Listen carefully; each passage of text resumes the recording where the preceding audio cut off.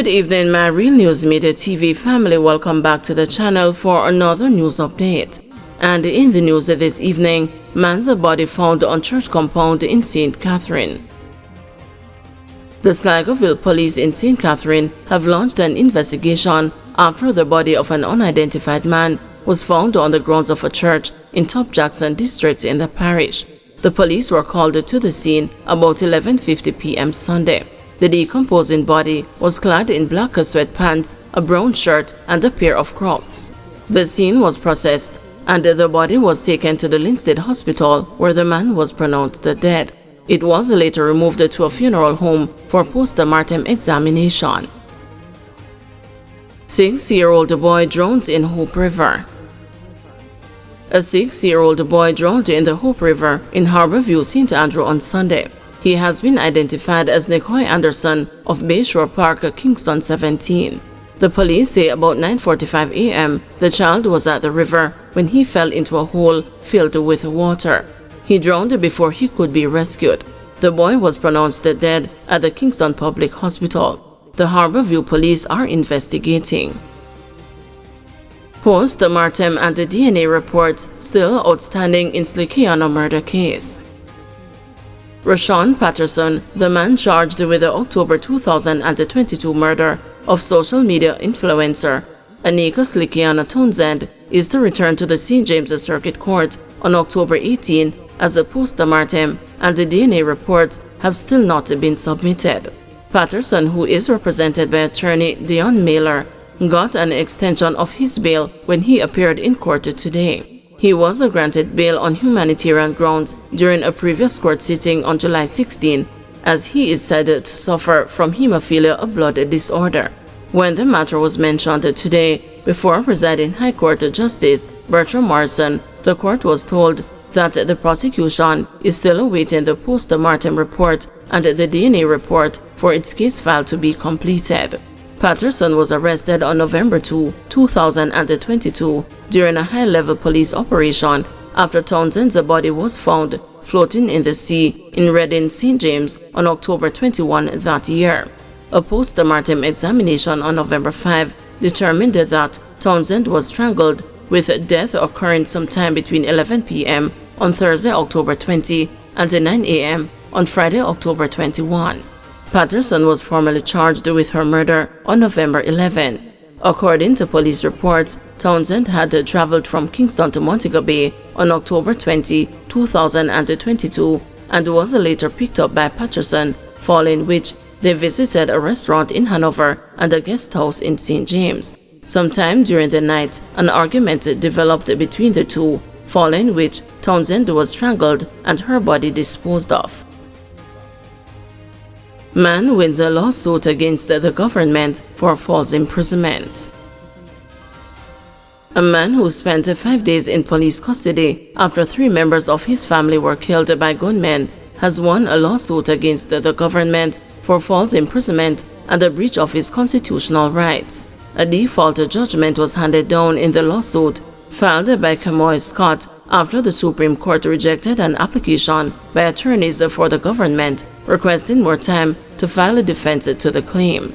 Donovan Collins, the attorney representing Scott, says that the court is to schedule a hearing for the assessment of damages to be awarded to his client. Scott was wrongfully arrested without a probable cause around 6 a.m. on January 21, 2022 by cops investigating a triple murder in Bounty Hall, Trelawney, the lawsuit claimed. According to the lawsuit, he was released 4 hours later after he was questioned at the Falmouth police station. However, Scott said he voluntarily returned to the Falmouth police station about 4 p.m. that same day after detectives said they wanted to conduct further questioning. The Trelawney man claimed that no additional questions were posed to him. Instead, Scott claimed he was transported to the Counter-Terrorism and Organized Crime Division in Kingston and falsely imprisoned at the Central Police Station lockup. He was released on January 25 without any criminal charge, an explanation or apology. According to the lawsuit, he was released after cops were notified that his attorney Collins had filed a habeas corpus application in the Kingston and St. Andrew Parish Court. the government, through the Attorney General's department, acknowledged the receipt of the lawsuit within 14 days after it was filed in July 2022, but failed to file a defense within the 42-day window stipulated by court rules. In their application for more time to file a defense, lawyers for the government said that they requested additional information from the police in September 2022 and March 2023 after a review of the case revealed that the instructions they received were incomplete. They acknowledged, citing the responses from the police, that Scott was not considered a suspect at the material time, as investigators theorized that he and his family were intended targets of the early morning attack.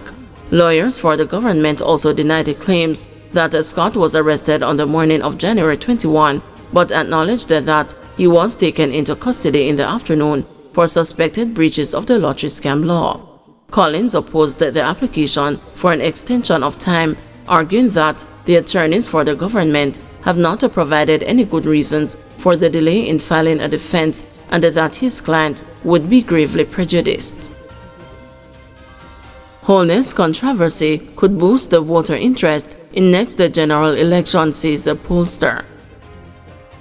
Pollster Don Anderson says that the controversy surrounding Prime Minister Dr. Andrew Holness's financial affairs could increase the voter interest in the general parliamentary election constitutionally due next year. Mr. Anderson says voter apathy is still an issue, but Jamaicans are becoming more engaged and election ready. Mr. Anderson says that the wrangling between the Jamaica Labour Party and the People's National Party, as they intensify preparations for the election, have generated discussions which have piqued the interest of the public. And I think right now there's an obvious appreciation of the fact that both parties are getting into election mode. This is what is felt generally. We've seen it, and we have actually data which supports that.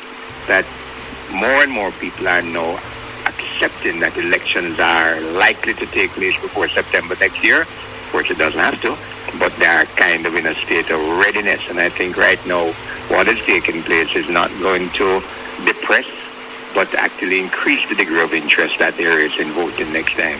We're actually in the field this week, and one of the things that we will be looking at is the likely voter turnout. I anticipate that there will be a higher intention.